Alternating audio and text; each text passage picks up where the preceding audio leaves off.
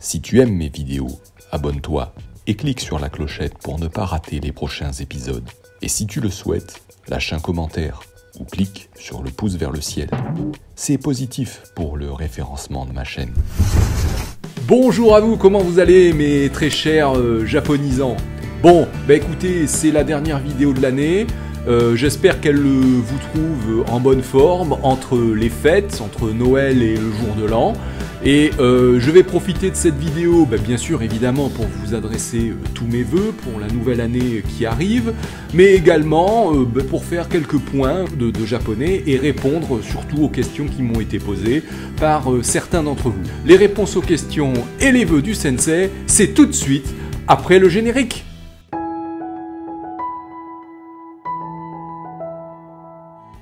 Alors voilà, question 1. Alors, est-ce que je dois faire des fiches pour O, Go, Kala et Made, donc des fiches de particules?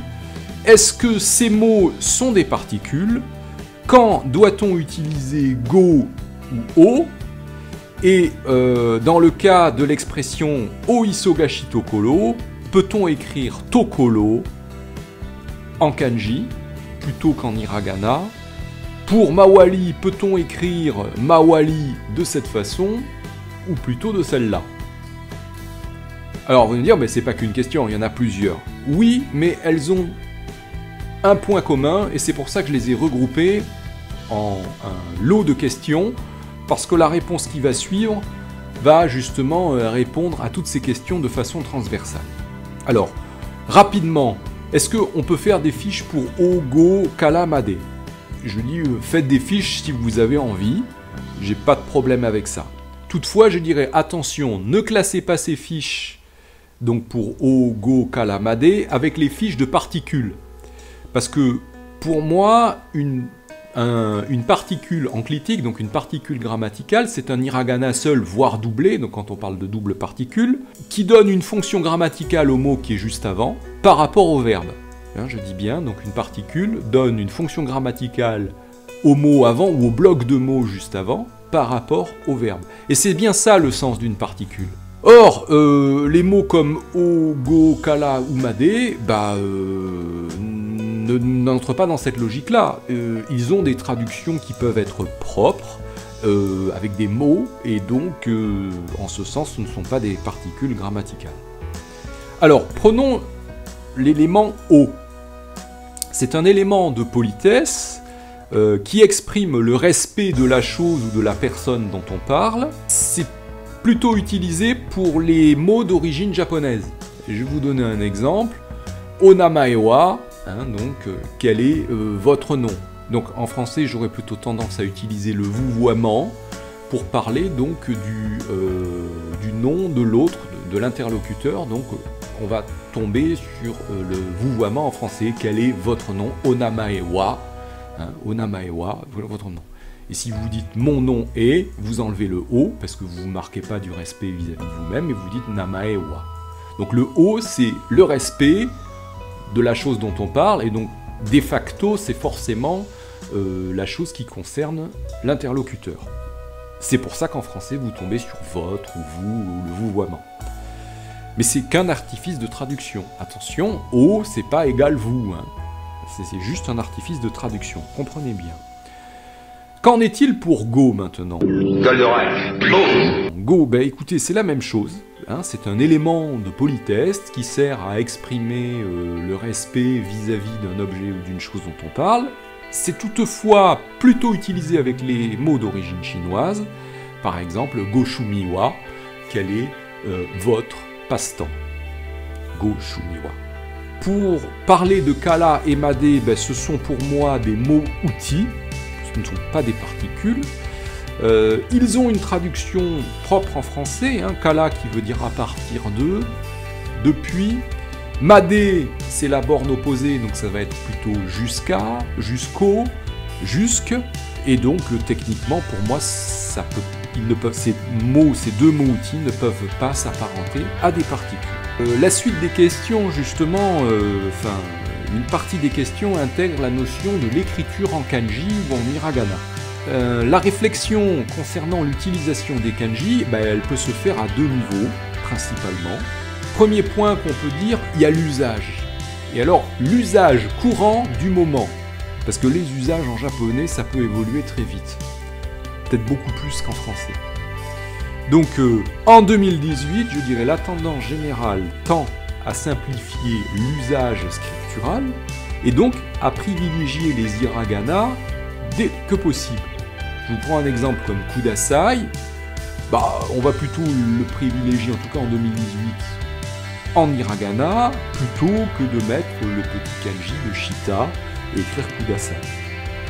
Au même titre que le mot living, qui veut dire le salon, la salle de séjour, tout écrit en katakana, en 2018 sera plutôt privilégié, plus courant que O Setsuma, en 3 kanji, qui parle également du séjour ou de la salle.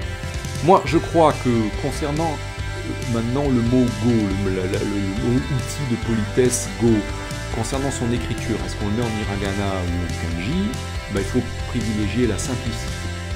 Mettez-le plutôt en hiragana, mais sachez reconnaître le kanji go lorsqu'il apparaît. Voilà. Donc écrivez plutôt Goshumi plutôt que Goshumi avec 3 kanji. Alors, certaines personnes vont me dire oui, mais non, en 2010, Pascal, il y a eu quand même la réforme des kanji. De 1945 kanji, on passe à 2136 kanji. Donc il y a quand même une volonté des Japonais à renforcer l'usage des kanji en japonais. Alors, sur ce point-là, je fais la remarque suivante. Jusqu'en 2010, avant cette réforme des tableaux de kanji, des kanji usuels, on utilisait les 2132 kanji du programme actuel. Simplement, ils n'étaient pas mis dans la liste. Mais l'usage faisait qu'on les utilisait. Dans la liste de 1945 kanji qui date donc d'avant 2010, par exemple le kanji dale, qui veut dire qui, qu'on apprend pratiquement dès le début, des premières leçons, il n'y était pas. Par contre, vous aviez le sceau de l'empereur, donc personne n'en a rien à faire, mais voilà. Donc en 2010, ils ont... Donc quand je dis ils, c'est l'éducation nationale japonaise a, disons, rendu la liste des Joyo kanji, donc des kanji usuels du programme scolaire, ils l'ont mis plus en ligne avec les usages qui étaient faits. Donc c'est juste un rattrapage, une mise à jour par rapport à la réalité. L'utilisation des kanji tout azimut, ça renvoie aussi à une période plus noire, plus dure du Japon. Vous savez, quand vous posez un kanji, vous en fixez le sens. Il n'y a pas de discussion possible, c'est très rigide. Le kanji, c'est ça, donc il y a un côté assez autoritaire dans le kanji. Alors que l'hiragana permet tout un nuage de possibilités, de sens, etc. Quelque part, on peut voir que dans la société, notamment japonaise de la période de guerre, les kanji étaient présents de façon pléthorique à tous les niveaux, mais ça coïncide bien avec l'état d'esprit de l'époque où on est extrêmement rigide et autoritaire. Le deuxième axe de réflexion, parce que je vous ai dit que la réflexion concernant les hiragana ou les kanji se faisait sur 2 niveaux, c'est l'utilisation du kanji se fait selon le sens que l'on veut donner. Comme je l'expliquais, c'est l'utilisation des hiragana laisse une grande marge de compréhension possible. Et là, je vous renvoie à mon article Hui-sama, où on a un exemple typique, concret, de ce que j'exprime là maintenant. Quand on parle du kanji Tokoro, le kanji signifie le lieu spatial, donc difficile de le mettre dans Oisogashi Tokoro. Tokoro, en hiragana, signifie le lieu spatial, le moment, une caractéristique, une facette. Donc le nuage d'utilisation de Tokoro est extrêmement large. Alors que lorsque l'on met le kanji, on ne le limite plus qu'à un certain domaine. Donc pour moi, Oisogashi Tokoro, Tokoro écrit en hiragana, est beaucoup plus adéquate que le kanji. La question également était posée pour Mawari. On l'écrit de 2 façons. Est-ce que c'est comme ceci ou comme cela? On voit bien que ce sont des homonymes. Les deux se lisent Mawari. Mais ils n'ont pas le même sens. Et comme je leur ai dit, et je le répète, le kanji fixe clairement la signification du mot. Donc mawali avec ce kanji-là, c'est le périmètre, la surface circulaire, donc c'est une notion spatiale. Je vous donne un exemple. Sensei no mawali ni suarimashita, nous nous sommes assis autour du professeur. L'autre mot mawali écrit avec ce kanji, on va dire, par exemple, je vous donne un exemple, nenshi mawali o suru. Nenshi mawali o suru, c'est faire la tournée, entre guillemets, des popotes en début d'année. Donc là, dans ce mawali-là, on a le sens abstrait de faire le tour. Voilà. Donc ça, c'était un premier lot de questions qui, finalement, venaient m'interroger sur l'utilisation à bon escient des kanji ou des hiragana. Deuxième lot de questions, donc l'élève me dit, bon, on a fait une fiche, la particule ga, que la particule du sujet, c'est ce que j'ai enseigné, mais dans les textes, on voit des utilisations comme quelque chose ga dekiru, nihongo ga dekiru, ou lingo ga suki, ou noro ga, ce qui interroge l'élève sur l'utilisation de la particule ga dans ce contexte. On va prendre un exemple. Si je dis lingo ga suki desu, j'aime les pommes. Vous voyez bien que lingo est en pomme, vous avez ensuite la particule ga qui fait que les pommes sont le sujet de la phrase, et suki desu, c'est aimer. Et donc là, on a un problème parce que en français, on dit j'aime les pommes. Et qui aime les pommes? Le sujet, c'est soi-même, je. Alors que grammaticalement, dans la phrase japonaise, ce sont les pommes qui sont le sujet de la phrase. Et donc là, l'élève est un peu perdu. Il me dit, mais ga, qu'est-ce que j'en fais? Est-ce que c'est une notion de ga que l'on n'a pas vue? Et donc, je réponds à la question. Dans ce genre de choses, parce que ça arrive de temps en temps en japonais, où justement en français le sujet n'est pas le sujet mentionné en japonais. Donc là, dans l'occurrence, j'aime les pommes, et là, ce sont les pommes dans la phrase japonaise qui sont le sujet. Donc il y a un problème de cohérence grammaticale entre les deux langues. Alors, qu'est-ce qu'on fait du ga? C'est ce que dit l'élève. C'est normal d'avoir son attention attirée par le ga. Et en fait, je dis non, non, non. La question ne vient pas du ga. Et la question ne concerne pas la particule ga. Et là, je reviens également donc au premier lot de questions qu'on m'a posé, c'est sur le sens réel des kanji. Lorsque vous regardez le kanji suki, suki, vous voyez une femme accompagnée d'un petit enfant. Donc vous imaginez une maman qui porte son bébé dans les bras. Cette vision-là, cette image-là est très mignonne, c'est attendrissant. Quand on voit ça, on devient aimant. Et donc, quand on dit que les pommes lingo ga suki desu, c'est les pommes qui sont sujets de cette action d'être attendrissant. Et là, effectivement, les pommes, à mes yeux, sont attendrissantes, sont aimantes, on les aime, et donc, pour que ça soit très naturel en français, on dit « j'aime les pommes ». Mais techniquement, grammaticalement parlant, si on va au fond des choses en japonais, c'est les pommes qui font l'action d'être aimantes, d'être attendrissantes au regard de la personne qui voit la scène. Voilà, donc ça c'est important à comprendre. Donc ça, ce genre de choses, vous l'avez régulièrement en japonais, ce genre de comment dirais-je, d'incohérence grammaticale où en français on a un sujet et en japonais on en a un autre. La question n'est pas sur la particule, mais elle est bien sur l'étymologie du kanji. Et quand on comprend vraiment le sens profond du kanji, fin de ce que là, tout fait sens, et on dit effectivement, c'est la particule ga dont on a besoin en japonais dans ce contexte-là. Je répète, et je ne me répéterai jamais assez, les traductions françaises ne sont que des artifices de traduction. C'est ce qui nous permet de faire une dernière galipette pour retomber sur nos pieds en français de façon naturelle, au même titre que la phrase est naturelle en japonais pour les japonais. Mais la grammaire n'est pas forcément cohérente d'une langue à l'autre. Évitez autant que possible de faire des passerelles grammaticales d'une langue à l'autre, parce qu'il y a le meilleur moyen de se planter, ou de se mélanger les pinceaux. Troisième question, y a-t-il une règle pour utiliser jin ou nin concernant la lecture du caractère hito? La réponse est non, c'est l'usage qui fixe la lecture. Concernant ose ou oi, Qu'est-ce que tu peux me dire de cela? Ce sont simplement des mots très différents. C'est deux mots différents en japonais, les deux veulent dire nombreux.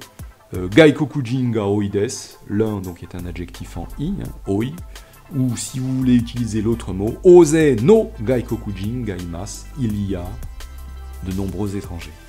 La question porte sur la comparaison, ou la comparaison est plus précisément sur le conseil. Tu ferais mieux de.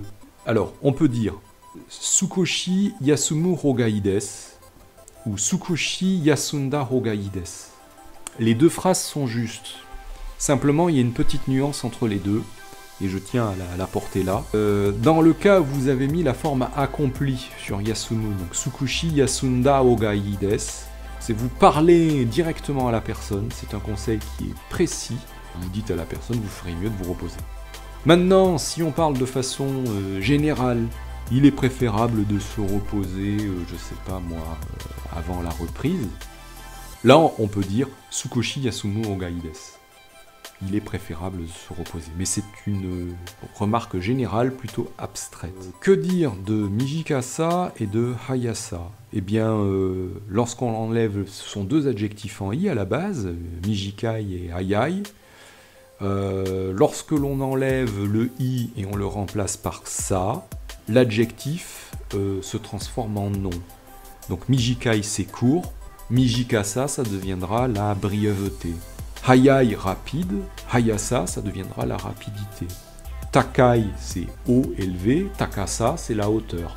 Alors parfois, j'en profite, c'est pas posé dans la question, mais vous verrez plutôt l'hiragana mi. Par exemple, Tanoshi, qui veut dire donc joyeux, sympa, et vous verrez Tanoshimi. Donc ça, c'est la joie. Alors on va dire, mais pourquoi ça, pourquoi mi, etc. Alors je peux donner un élément de réponse intéressant. En général, tout ce qui est quantifiable par des chiffres, la hauteur, la brièveté, le temps, etc., on utilisera plutôt ça. Donc l'hiragana, ça. Hayasa, la vitesse, la rapidité, ça peut se compter. Omosa, le poids, ça peut se compter, ça peut se numériser. En revanche, mi, c'est plutôt pour les émotions, les sentiments, les choses moins quantifiables avec des chiffres. Bon, c'est une règle générale, on peut trouver quelques mots d'exception qui ne rentrent pas dans ce modèle-là, mais c'est pas mal, je trouve que cette explication pose quand même certains grands principes. Donc Tanoshimi, c'est la joie, et là c'est pas quantifiable par un chiffre. Alors, quelle est la différence entre ie ou uchi et taku? Bon, ie c'est une maison, une habitation, sous la forme de maison. Uchi, c'est le même kanji, mais c'est plutôt l'idée de chez moi. Et par exemple, on pourra utiliser souvent les hiragana uchi pour dire, par exemple, uchi no kaisha, c'est-à-dire dans ma société, ma société. Donc c'est une extension du mot uchi pour parler de choses qui nous appartiennent. Taku, c'est une habitation en général et c'est très souvent utilisé pour parler de l'habitation de l'interlocuteur avec la particule o, pas la particule mais le mot outil o, le mot de politesse o, otaku wa doko desu ka, où se trouve votre domicile. Après quelques questions de vocabulaire, pour terminer, quelle est la différence entre Todana, Tense, Cabinetto? C'est simplement le type de meuble. Donc Todana, l'étymologie des kanji le montre, c'est des meubles à porte, donc des armoires, mais il faut qu'il y ait des portes qui ferment. Tense, c'est plutôt donc un secrétaire, donc un meuble dédié à l'écriture, à la prise de notes, et c'est plutôt un style classique. Et puis, Cabinetto, c'est une armoire moderne, métallique, qui est purement fonctionnelle et qui n'est pas forcément très esthétique. Voilà. Alors, petite anecdote, petite astuce plutôt, quand vous avez ce genre de mots, vous ne savez pas trop, le dictionnaire vous donne pour les 3 mots le mot armoire et vous ne savez pas, vous allez dans Google, vous tapez le mot et vous regardez les images que Google vous sort. Et là, vous avez une idée plus précise de ce que peut être l'objet en question. Quelle est la différence entre Rondana et Rombako? Rondana, c'est une étagère où on met des livres, hein, donc voilà. Et Rombako, c'est un meuble qui est destiné aux livres, et donc ce qu'on appelle une bibliothèque, mais j'entends bien le meuble, hein, c'est pas l'endroit, la bibliothèque municipale où on va lire des livres, non, non, c'est bien le meuble, Rombako, c'est le meuble où on met dédié à des livres, comme vous avez derrière, voilà, ça c'est Rombako. Et donc il y a des étagères, Rondana. Voilà. Pour la série de questions, j'espère que j'ai pas été trop long, j'espère que vous avez compris bien que vous avez trouvé votre compte dans cette vidéo de précision. Pour ma part, moi je vous retrouve l'année prochaine, donc dans quelques jours, hein, pour de nouvelles aventures japonisantes. Bien évidemment, vous avez tous mes meilleurs vœux pour l'année 2019 qui arrive.